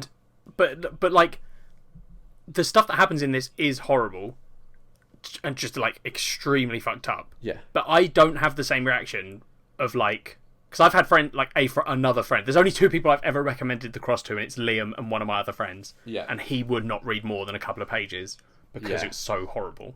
Whereas I love it. Yeah, and so do I. Yeah. But I don't love it because of the gore and the violence in it. Like, that is another element. I find it fascinating. I don't know what the right way to describe it is. Like, it's not a fascination with what they're doing, but it's like, it's almost like, how is this being done in a graphic novel? Yeah. It's that sort of thing where it's like, I've never really seen this before, and also, I've never even had this as an idea before. Yeah, exactly. That's what I like about it. It's so beyond. Yeah. I mean, like, just for example, listeners, there's a scene in this, if you haven't read it, where one of the characters thinks he's discovered the Crost's weakness because he threw some salt. One of them fell in some salt, and he thinks that it was screaming in pain and dying. Yeah. The other characters are very quick to point out that he's probably just imagining that that's what happened. Yeah. Having salt thrown in your face just hurts anyway. Yeah. And then one of them says, "Would you bet your family's life on this?" And he's like, "No, maybe not." Yeah. And then, like, immediately after that, you get a scene where a bunch of Crossed hunt them down, catch up with them, and his wife falls over and is like, "Take our kid. Look, I can't run. You've just got to save them." Which in this universe is like, this universe doesn't sugarcoat it. It's like, you have to abandon people to live. Yeah. If you aren't going to cut dead weight in this universe, you die. Yeah. That's how it works. Yeah. He doesn't. He makes a ring of salt around himself, and then you have to look at a panel where she is being murdered and raped and turning into Crossed, screaming at him that it's all his fault while he is also murdered and raped. Yeah. And their child is being torn apart in the background. Yes. And it is horrible. Yes. Like, it's such a violent scene. Yeah. But it's also just like, that's the level we're talking about, and you're sort of like, how the shit is this comic getting made? Yeah, that is probably like the first like really really harsh bit, because you are literally seeing a little girl like ripped in half. Yeah. In like a huge like 2-page panel. Yep. While the mum is yelling, saying, "Stupid cocksucker, fucking arsehole, look what you did, motherfucker, look what you fucking did." Yeah. It doesn't excuse idiocy, this comic. Like, if someone acts stupidly, they really pay for it. And other people pay for it. Yes. One of the other things that I thought was interesting about the survivors is... Because this comic is really about... in a world with no rules, where you're facing this, like, horrible threat, how kind of low are you willing to sink to survive? Like, what are you willing to do to make it through this? Yeah. And one of the characters, after it's been with the survivors for a while, reveals a little piece of information about his past. Yep. Do you know the bit I'm talking about? He has a very touching moment where he's being like, yeah, look, I know I've never told you guys this. And one of the characters who's gay thinks he's going to, like, come out, admit that he's also gay. Yeah. And instead of revealing that, he reveals that before the cross happened, he was kidnapping young men and brutally murdering them in his basement. Yeah, and torturing them. Yeah. Yeah. And then you then get one of the other characters, what's his name? Fuck, I can't remember. This other guy who's basically like those two have somehow become friends, sort of. They're both like traumatized by what's happened to a point where they're almost like dying. Yeah. Just on the verge of just killing themselves, but they've got each other. Yeah. So he just goes for a walk with him the next morning, and only he comes back. Yeah. So like to survive. And like, but even then, because that one's almost like not survival. That's just like... No. What's interesting about that is it's still like sticking with almost like the rules of society, even though there is no longer a society. Yeah, I guess that's more. They killed him because Cindy, who is one of the main characters, and she's basically like, she's the one she's the leader, figuring it all out. Yeah, she's the leader of their group. She's figuring it out in terms of not like how to deal with the cross, just she knows how to survive in this world. Yeah. Because she's got her son with her. Yeah. And the only important thing to her is keeping him alive. Spoiler alert, she fails.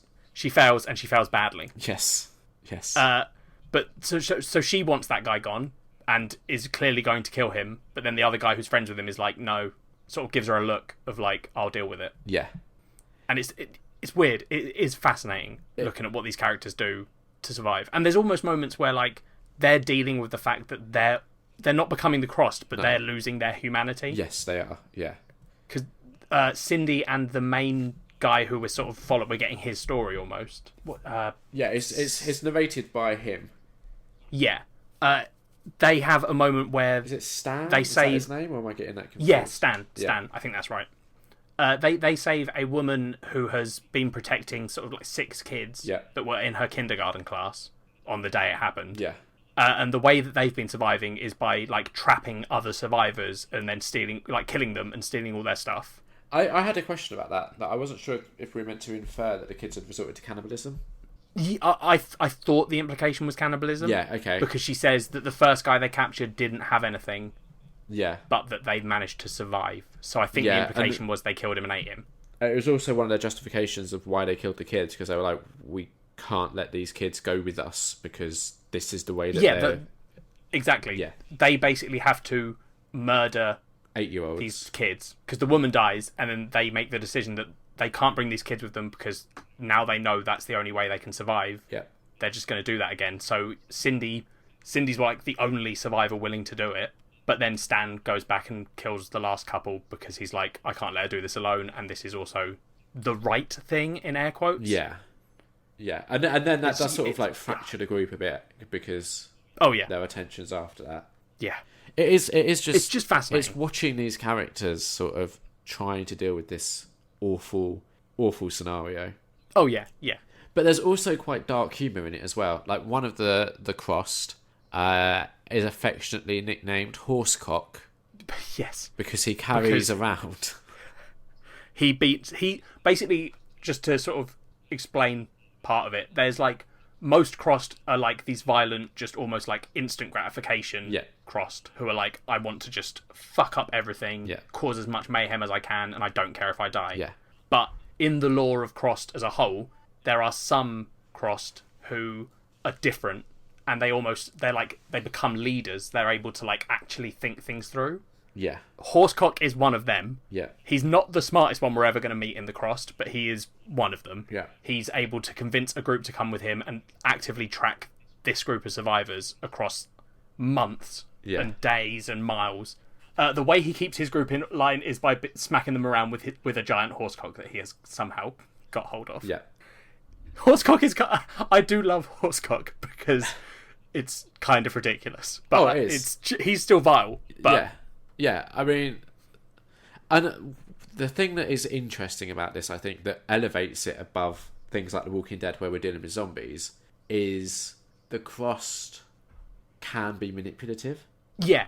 Like, there's a few times in this where the Crossed sort of almost get ahead of the humans in terms of their plans and stuff. Yeah, like, for example, there's a bit where Cindy splits up from her son, and the Crossed get hold of one of the radios that the survivors have dropped in this like encounter, and they start taunting her, saying, "Oh, we've got your kid. We're gonna do things to him." Yeah, they go into more detail on what those things are.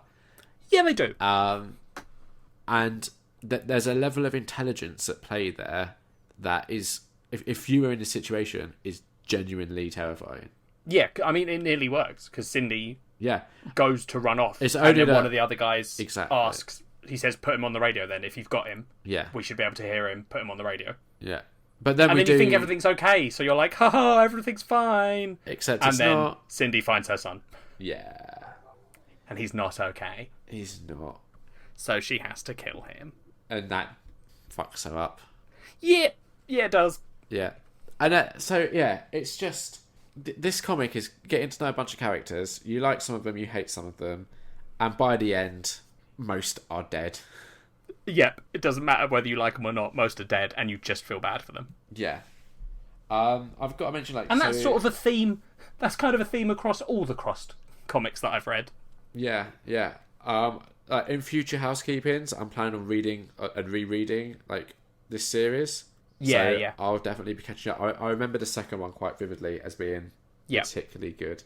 The art... Family Values, is that number 10? Yeah.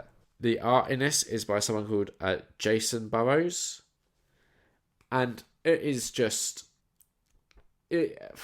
I don't understand, like, what brief this guy must have been given for some of the stuff he had to draw. I would genuinely love to see, like, the script that they sent over to him being like, and then we just have a panel of, like, a group of Crossed brutally torturing these people in this way. Yeah.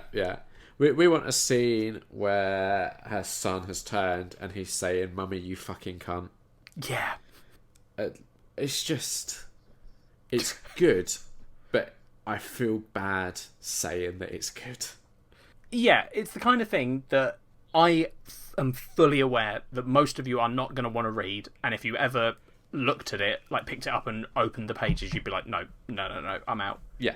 But it is genuinely a very good character story when looked in those terms. Like, I mean, there is nothing else that tells this sort of story, because the Crossed makes such a messed up universe that their characters that no other characters are dealing with the situation that these guys are. Like, The Walking Dead is dealing with a similar situation, but it is it's nowhere near as horrible a world as these survivors are in. The thing with The Walking Dead is the threat there is less the zombies and more other survivors.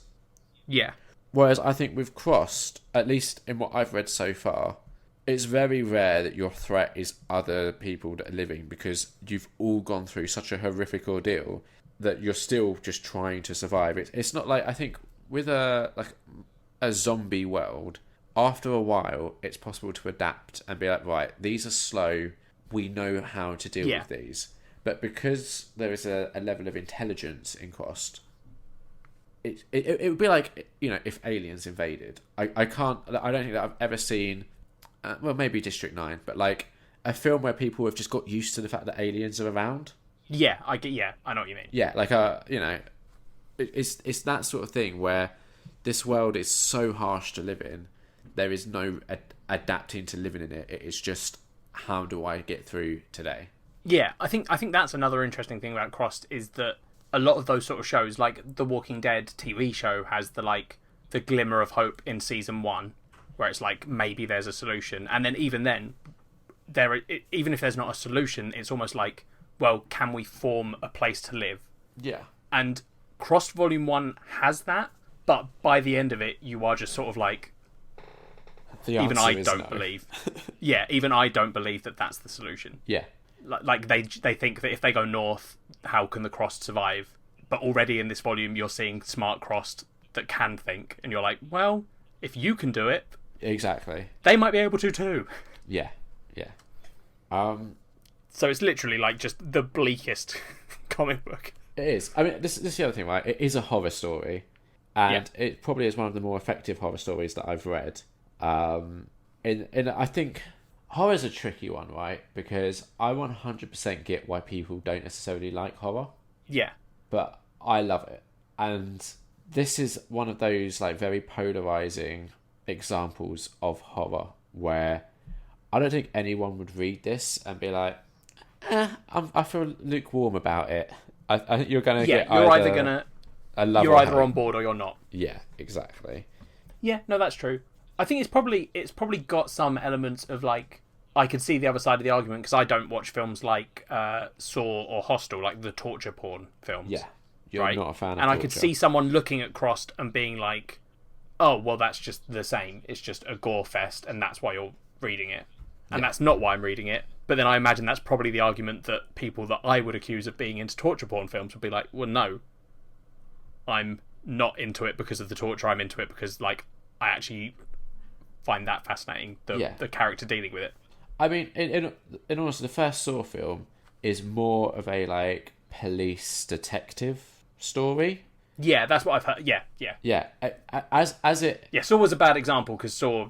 Yeah, Hostel is one where it is like if you want to boil it down to themes, Hostel is very much that like American fear of the other, of like other cultures. Yeah. Of it's someone that's backpacking through Eastern Europe, I believe. Yeah, that rings a bell. Yeah, and you think like this is after quite fairly soon after 9/11, so it's tapping into that like we shouldn't really be going off to these places. Yeah. Because the when I was at uni, one of the things that really interested me was learning and researching about how horror ties into like political ideas and societal ones. Like there's a description of horror. I can't remember who described it like this, but horror is always a mirror of what society is afraid of at a specific point in time. So like, yeah, I've heard that before. It's like, isn't there like a thing where when zombie films are always popular during times of war, and isn't it something like specifically that you can like tie it even closer to like which political party is in power in America tends to have a sway? Probably, yeah. That's what I've heard. That there's something like, because when it's zombies is when the Republicans are in power, and it's people are then scared of the masses. Yeah. And like consumerism. Yeah. Or maybe it's vice versa, and then like vampire films get popular when the Democrats are in because people are then scared of the elite and all this stuff. Yeah, that makes sense. I mean, obviously, I don't know if that's true. Like, I think I've heard that. Yeah, this is kind of really boiling it down to bare basics. Yeah. But yeah, I think what's interesting as well with Crossed is the potential it has, because as we know, like we've read on, and each like future volume deals with completely different survivors in their own sort of situations, and the world that is established in this has so much potential for so many different stories to be told. And one of the things that I really like is, as you're reading this, between each chapter you'll get like a splash page of just something messed up, and it's one of those things where it's like you know that saying, a picture tells is worth 1,000 words or something. Yeah. Like you look at one of these splash pages and you're like, oh, there is a story going on here that I would love to know about. Yeah. And even in the back of the book, there's a cover gallery, which is exactly the same. Like each one, you're like, yeah, there is a story here that I would like to hear more about. Like one of them is it's the inside of a plane, and the door is open, and one of the crossed guys is throwing someone out of the door, while another is dragging someone else, and you've got people being strangled and attacked, all like within the confines of a plane. Yeah, well, I mean, that one is interesting because in the story, I don't. It might not be the same plane, but in the story, you almost see the like fallout of one of those specific scenes. Yeah, you do. Yeah, because there's where everyone's falling out of. Basically, suddenly bodies just start like hitting the ground around them and exploding in gore. And they look up and there's just a plane flying overhead, and it's literally just this plane's got the infection, and the Crossed are just chucking people out. Yeah. I mean, in a world without censors, if this was to be made into a TV show, you could have a kind of like anthology show where each episode was a different group of people dealing with a different situation. Yeah. Or I mean, I'm just saying you could. There's enough like you could. Yeah, I'm not saying that's necessarily the way it should be done, but there is enough potential in just this first volume to do that. There is. I think I don't know if in a future volume we ever meet up with these characters again, but I'm pretty sure I can't remember. From what I've read, this is way back when I was looking into it, I think I read somewhere that Garth Ennis was saying he's handed this universe over to other writers, and he personally would never want to revisit these characters again because he's kind of content with where he's left the story. Yeah. I don't know if that's changed. I don't know if in the future, we do go back to them or not. But I like what was done with this. It was left. So obviously we're doing spoilers. So for those that aren't aware, after being tracked by this group led by Horsecock, we have our two main characters, Cindy and Stan. They decide to return to Cindy's son's body and give him a proper burial. The rest of the survivors are meant to be pushing on to Alaska, and they're going to meet back up. They're stopping at 5 locations where Cindy and Stan can catch up with them, sort of thing. Yeah. Horsecock catches up with the remaining survivors, and Cindy and Stan arrive a little bit too late to really do anything about it. They have like a last stand and kill all of the Crossed, and then just sort of walk off to Alaska by themselves. And that's how it's left. Yeah. And I kind of like that we don't get to see if the plan of Alaska pans out or not. Yeah, because I think that's almost like that's not the important part of it. No. And it's a very interesting... They also hold hands. Yeah, I was about to say, it's an interesting relationship. Which Stan has been wanting for the whole time. Yeah, and Cindy's always... There is such a brutal moment where after... Yeah. Oh, fuck. I can't remember what it is, but I think I know what bit you're talking about. So yeah, there's a bit where Cindy and Stan are having a bit of a heart-to-heart, and he clearly fancies her, and he's saying how he hasn't seen her smile anymore, and he's kind of concerned about the future, and her response is, if I ever do smile again, it won't be at you, which is just so brutal. And this is what I mean, like... But it's also like a survival thing, I think, where she's like, I'm not doing this. Yeah, I can't get involved myself. I'm doing it to save my son and fuck everything else. And also, like, this is where it's good, because I'm saying that's so brutal in a book where, as we've discussed, there are other far more violent things happening, but it's that like relationship element that stings the most in a way. Yeah. One other thing is the timeline in this book jumps around a lot, but it's always easy to follow kind of roughly where we are without it being like explicitly stated. Yeah. You get to see the outbreak of the virus. Yeah. You get to see like the early days of survival and different groups that Stan has been with. Yeah, because you get the outbreak and then it quite quickly jumps to like a year ahead, and then it starts jumping back as you're building up to where you are in that sort of current year ahead. That makes sense. Yeah. But yeah, do we want to dig deep into any of the themes that are touched upon here, or nah? I mean, can do. But I don't know. I mean, you have more of a background in religion than I do. Well, you always say this, and I fucking don't. I know, you just don't know anything, and I know barely anything. Yeah, exactly. It's honestly, I don't think that's a big theme in it. They mention it once. I don't think it's a big theme in the cross. I don't think the cross is even meant to be a religious thing. What do you think it's meant to be? It's not a religious cross. It's just an interesting disease, I reckon. I reckon someone went, what looks fucking cool? A red cross of like spot, because it's not in the shape of the religious cross. No, it's across the eyes and then down the centre of the face. It's literally a plus, which is other people call them the plus and mention that it's got a plus. Yeah. Like, which anyone that is religious or knows religious stuff, that's not what the Christian cross looks like. No. There is a so bit I don't think there are religious themes in it. They're in a church.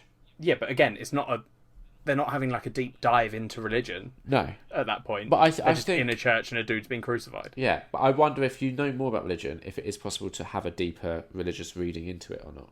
I don't think so. There might be, but nothing that particularly stood out to me. Is there any sort of deep reading that you think you can get out of it? I mean, I think we've covered most of the deep reading, which is that it's about Survivor. The characters and like yeah. Survivor. I think that is the deeper read to cross, like because the initial like cursory read is I'm reading a very violent, gory book. It is. And then the deeper dive is you're like, oh, actually, I'm learning about the characters and their ways of surviving. Yeah, what they're willing to do to survive, and also why they're willing to survive. Because one of the things that comes up is like one of the characters who witnesses his family get murdered, and he manages to get out of that situation. He just gives up with living because he doesn't see that he has anything left to live for. Really, yeah. He self-sacrifices for the good of the group. He sacrifices himself to save the others. Yeah. The only other bit that I wanted to talk to you about is what you felt about the character that kicks Stan's dog. I think his name's Brett. Well, obviously I don't like the character. But what do you think about the whole what happens because of the dog kicking? Well, I mean, it's just one of those moments that's meant to show us how close they are to almost becoming like the Crossed. Like, not in terms of him kicking the dog, but Stan's reaction to him kicking the dog, which is, I'm going to just shoot you in the chest. Yeah. And no one's going to give a shit. No. Yeah. And I think the only thing... I think Stan even says it. He's like, we're becoming inhuman. Yeah. And he knows he should care that he just killed someone, but he just doesn't, and no one else does either. Yeah. The thing that almost stops them from being like the Crossed is the fact that they don't necessarily enjoy the killing. Yeah, and then that's like moments like that. It's almost like, yeah, you don't enjoy the killing, but you're doing the killing for next to no reason. Yeah. So it makes the characters question themselves. Yeah, yeah. But to be fair, don't kick dogs. No, that is fair. I mean, to be fair, they killed 6 children because they thought they might be cannibals. Maybe they should have killed the dog. No, dogs are the best. Yeah, but Cindy's like, if this dog barks at any inappropriate moment, you have to be ready to kill it. And I was like, well, if it barks, it's far too late. Yeah, exactly. The Crossed react to gunshots. Did I ever make you read Rover Red Charlie? Yeah. Yeah, which is another like apocalypse scenario, but told through the eyes of dogs. Yeah.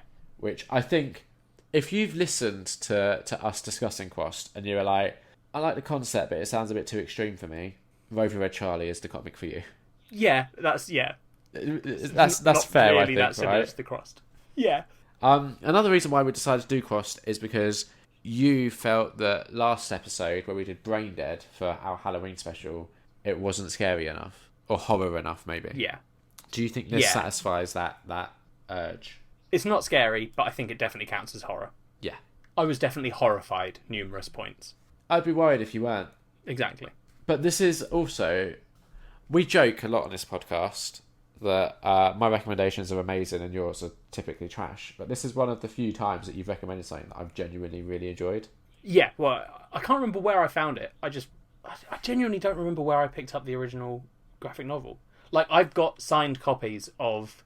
At least one of the volumes I own is a signed copy that I got from Forbidden Planet after reading the original, because I was like, holy shit, this series is so good. Yeah.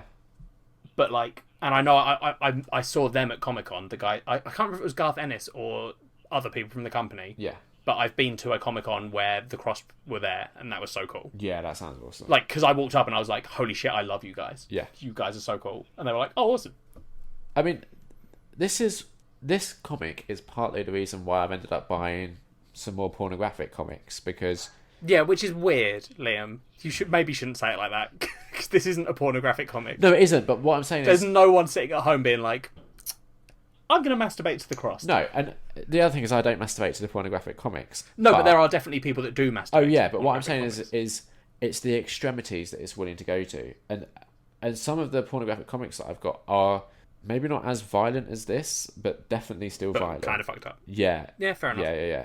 Which is, I'd say this is probably like on the brink of those pornographic comics that I've read. Like, if they had maybe a bit more like blood and gore in them, I'd be like, oh, this is kind of getting close to cross now. Okay.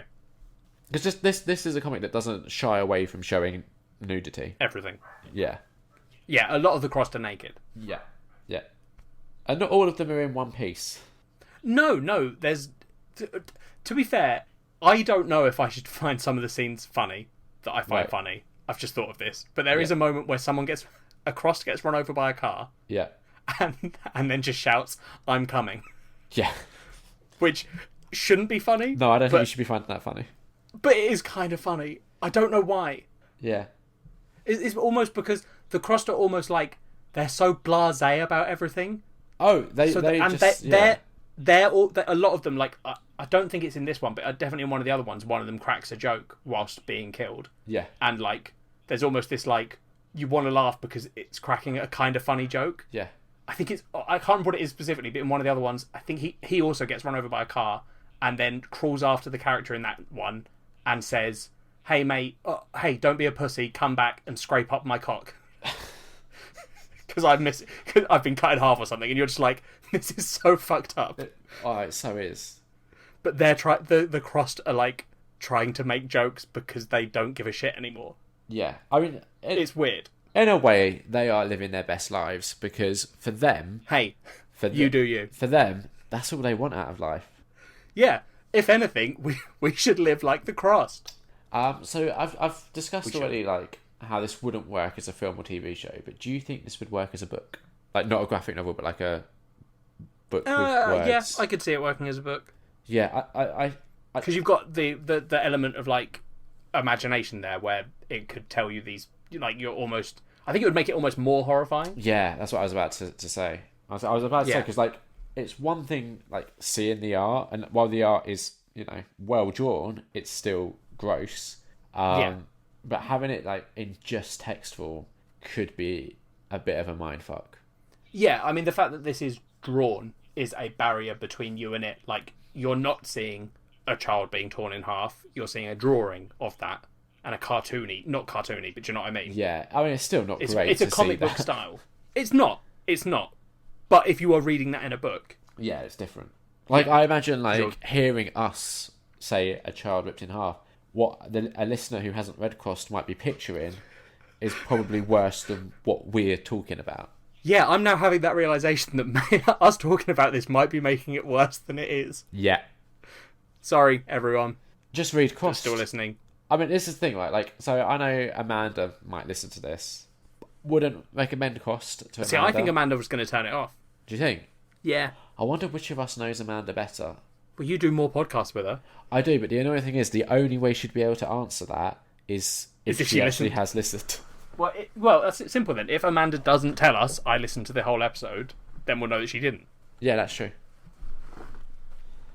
So let us know if you're listening, Amanda. Or don't, if you haven't. Yeah. Is there anything else about Crossed that you would like to discuss? No, I don't think so. I think I agree with you that I'm going to read more again. Oh, cool. So we'll have some good housekeepings coming up. Yeah. Yeah. Sure, the other thing that I've been meaning to get back into is Berserk. Yeah. Yeah, that's similar in terms of, like, the graphic violence. Yeah. So, yeah. There is a trend in some of our comics. Yeah. But then again, like, you compare Crossed to something like Sunstone, which we both love. Oh, yeah, yeah. They're very different. Yeah. Yeah, we have weird tastes. Oh, definitely. Yeah, I mean, if people have only just started to go, Ellie and Liam definitely have interesting, like, weird things they're enjoying, then they haven't been listening. No, but we are also looking for more recommendations, because we kind of... I think we've done most of the recommendations that we wanted to do that people have given us in the past. Yeah, we've got a list, and a lot of the stuff on there is shit, and I don't want to do it. Sorry, Sam. Sorry, Dan. Yeah, I mean, I am up for doing it, so... Liam is, but I cannot be asked to watch Sir Billy, and I really don't want to watch the Godfather trilogy at all.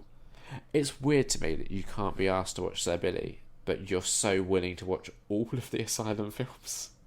Asylum are great. Sir Billy is just going to be bad. Yeah, probably. But it is Sean Connery. That doesn't mean anything. No. I also am well up for doing the Godfather trilogy, which I know Amanda would like to hear us talk about. They're just so long. Yeah. They are. Hey, listeners, let me know. Is it okay if I just read the Wikipedia summary for that episode? Because then I'm in. No, is the answer. Damn. What would you give Crossed Volume 1 out of 5? Probably a 4, I think, because I know that I enjoy some of the other volumes more than the first one. Well, hot diggity damn, we agree. Look at that, listeners. Ring the bell. It's another review that we agree on. If we had a website, it would be fascinating to keep track of how many times we agree and disagree. Yeah. Keep a list of all of the culture swaps and what we've rated them out of 5. If anyone wants to go back and, listen to every episode and tell us, feel free. I mean, it's quite easy now because we've got at least half of the culture swaps on YouTube, so you can just kind of skip to roughly the end of that part of the video. Yeah, that's true. In all honesty, if we ever get a website, it's something that we could probably do quite easily. But my task is to finish the YouTube stuff, and I should not give myself more tasks until after that is done. Good boy, Liam. You've grown so much. I'm learning. So you've had 2 hours now to come up with what we're doing on our next episode, because the next episode is a special episode. Yeah, listeners, every year on the anniversary of the birth of Nerd on Nerd, me and Liam set each other a sort of special culture swap. We've had the original one, which was erotic fan fiction. We each went and wrote a bit of erotic fan fiction about ourselves. Mine involved crabs. Liam's was a beautiful story. Yeah, I always try and get the listeners involved. With that one, I wanted the listeners to submit, and we had Tom and Amanda both submitted erotic fan fiction. Tom's story is a work of beautiful, beautiful fiction. Yeah, and Amanda's is amazing. Yeah. All of the ones we got in were amazing. Yeah. Then the year after that, we did have a bit of a down, and I like to blame Liam for it. Yeah, but also the listeners didn't get as involved. They didn't. I don't know how they would have got involved. We basically, I think the premise was just write a letter to yourself now, and then one for 5 years. Right, it was writing a letter to each other. One for now. Oh, that's right. And one for 5 years' time. So the idea was the listeners. It was shit. The listeners were meant to write something to us now that we could read it out. It was shit. That was Thing was, it was shit. We love your show. And then in 5 years' time, it would have been fun to go back and see what sort of things our listeners were thinking about 5 years ago. So there's 2 issues that we had with that. One, neither of us wrote the letter for 5 years. No, I started it. I wrote one sentence. Yep, so that's one issue with that. The second issue was the idea was bad, and we didn't realise until we recorded it that it was very bad. Yeah. So that's bad. Yeah. So, third time's the charm. Everyone knows that it was my turn. I believe I said to Liam last time, look, you're not allowed to come up with an idea. I'm going to do it. We were going to start alternating. Blah, blah. Yep. Then, as listeners who listen regularly know, I have been convincingly lying to you all for a few weeks, saying that I definitely have an idea, and it's not been obvious to everyone that I, in fact, don't. I just found my letter for 5 years' time. It's 2 sentences. Is it actually fully written? I actually did write it. Oh, okay, well, don't worry about it. So we can still read that out in another 4 years' time. Okay, well, maybe I'll write one now and be like, sorry, I didn't write it a year ago. So, my job is to come up with our thing for the next culture swap. Yep. You've had all year to do it. I've had all year, plus 2 hours. Yeah, because when we started this, I said to Ellie, I'm looking forward to what you've come up with for what we're doing next time. And Ellie had a look on her face that was kind of dawning realisation. That I haven't done it yet. Yeah. And also fear. I did point out that I wouldn't be able to think in the 2 hours because I'd be busy hosting a podcast. But, I thought you could multitask. Listeners, work with me here. What the fuck do we do? We've got to do something special, because that's what we do. So it can't just be, let's go watch something. No, definitely. And it has to be something that listeners could get involved in if they could be bothered to. Yep. Maybe, okay, genuinely, And I think you're going to be annoyed that I'm suggesting this. Oh, God. Because I think I said no to it before. Right. But, to be fair, hear me out, because it's longer now, so it makes more sense. What if we did Culture Swap the first episode of Nerd on Nerd? Yeah, that is definitely something that I suggested in the past that you said no to. It is, but it was only 2 years then, and I think we've gotten a lot better since then now. Alright, so we're going to... The thing is, it's going to be fucking awkward as shit, because I don't like the old stuff.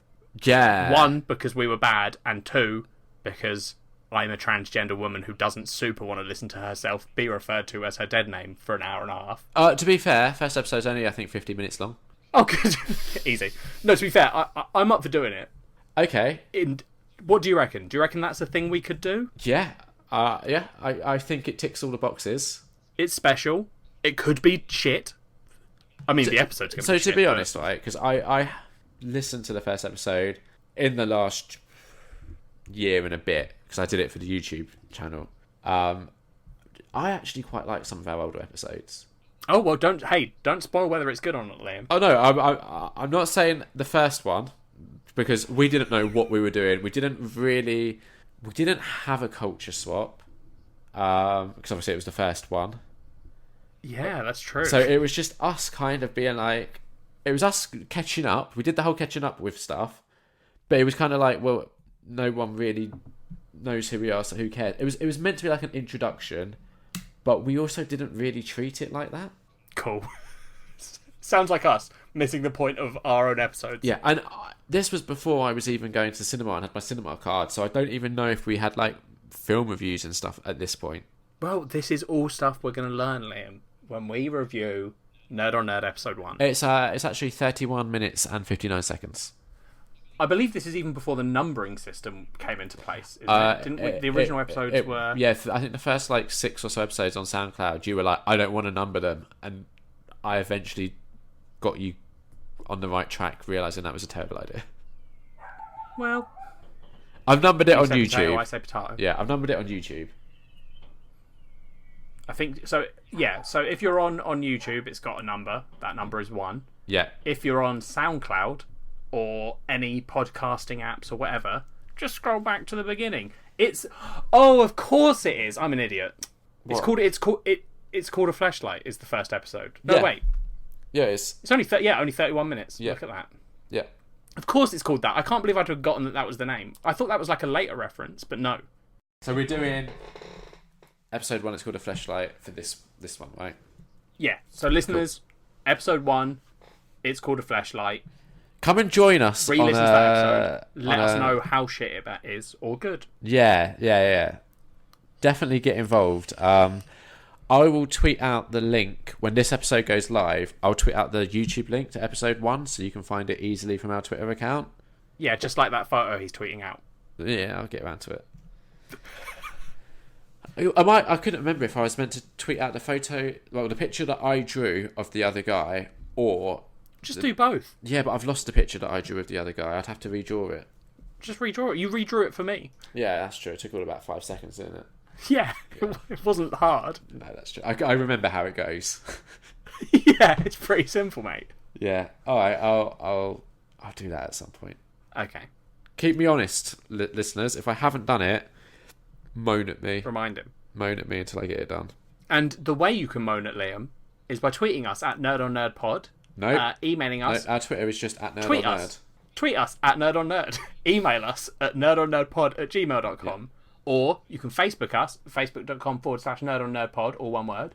Or you could comment on a YouTube video. Not this one, because this one's going to be up years later. So, I mean, if Liam hasn't posted the image by the time you're watching this on YouTube, it's just not going to happen. That's worrying. That's depressing. Just search on YouTube for Nerd on Nerd.